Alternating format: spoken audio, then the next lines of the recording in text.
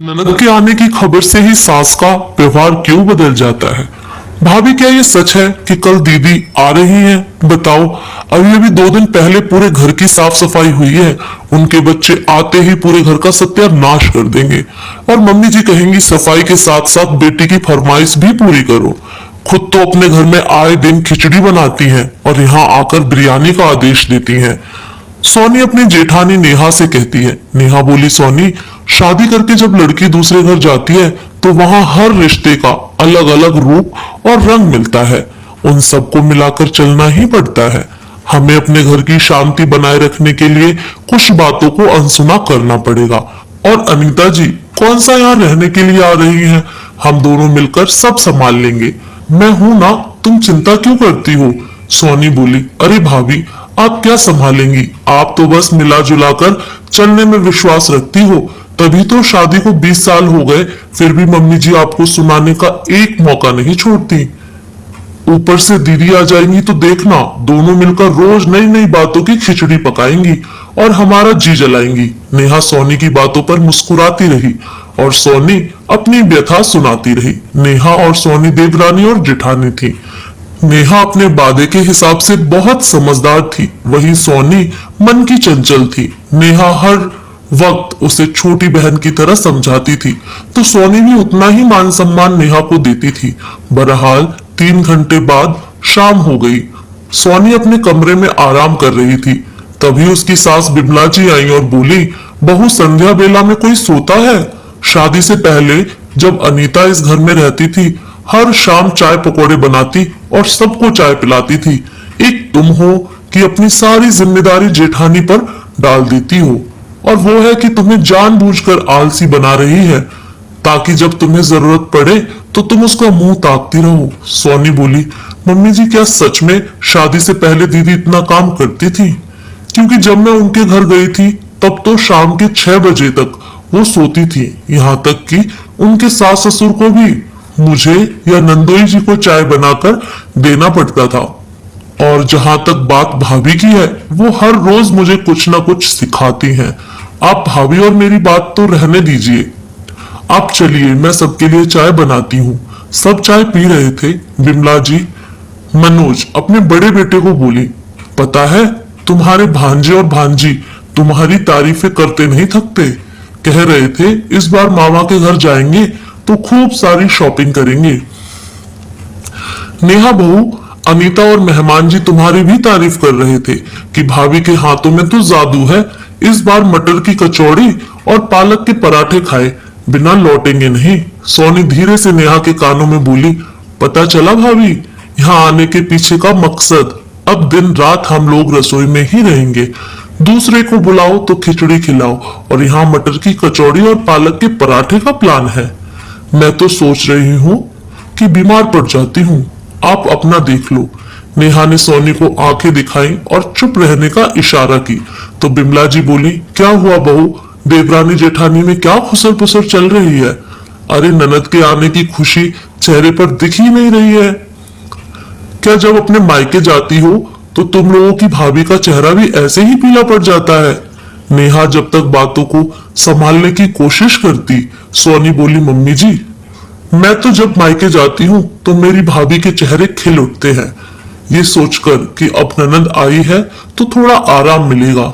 और हम भी यही सोचकर जाते हैं कि मायके में इतने दिन आराम किया तो अब थोड़ी बहुत मदद भाभी की भी कर दे, तभी तो ननद भाभी का रिश्ता बना रहता है।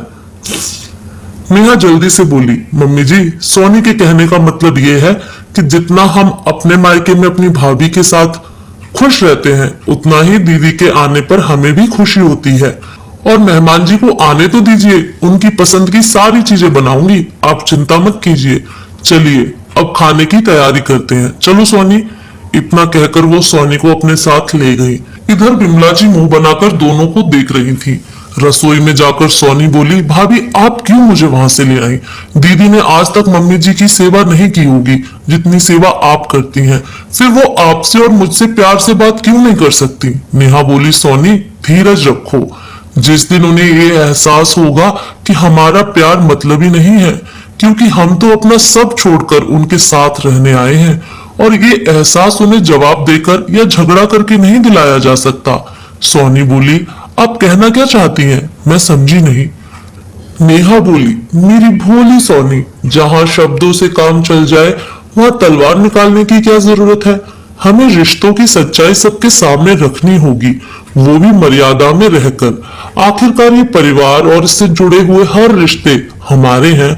अगर कीचड़ उछालोगी तो हमारे दामन पर भी छींटे उड़ेंगे, ये याद रखना। सोनी नेहा का इशारा समझ गई। करीब एक हफ्ते बाद अनीता अपने मायके आई। आते ही तंज कसना शुरू किया।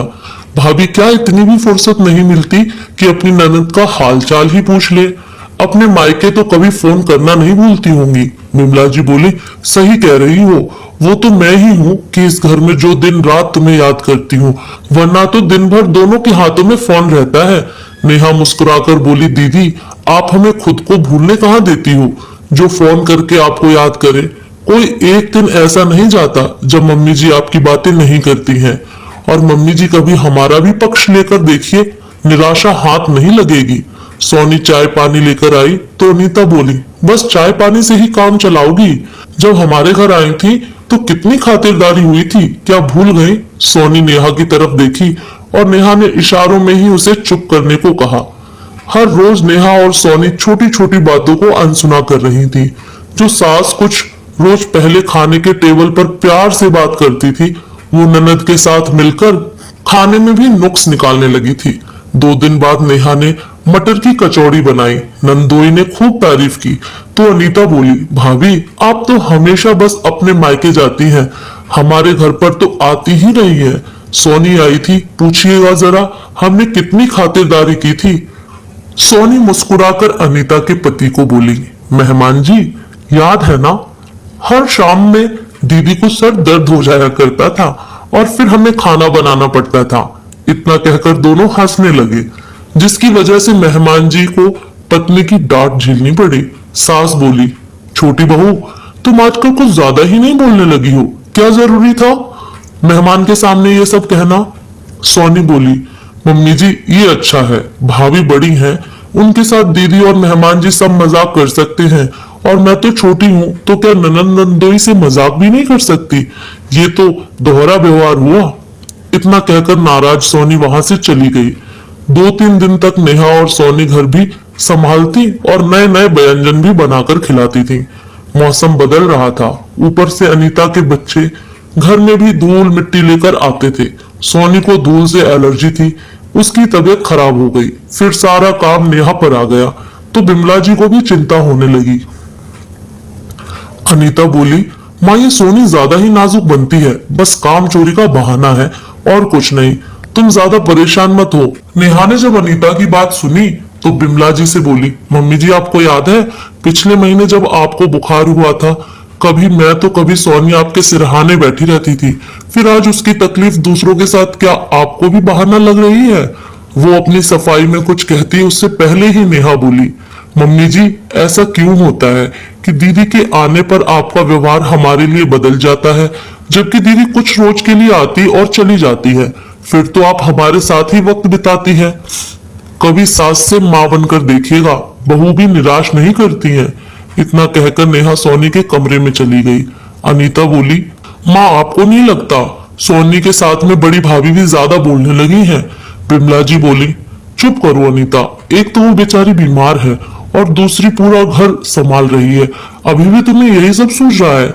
मुझे महेश ने सब कुछ बताया था जब वे लोग तुम्हारे घर गए थे, एक दिन भी तुमने ढंग से खाना बनाकर नहीं खिलाया, बल्कि वहां भी सोनी ही सबको बनाकर खिलाती थी। यहाँ मदद करने की बजाय तुम मेरी बीमार बहू का मजाक उड़ा रही हो, तुमसे ये उम्मीद ना थी।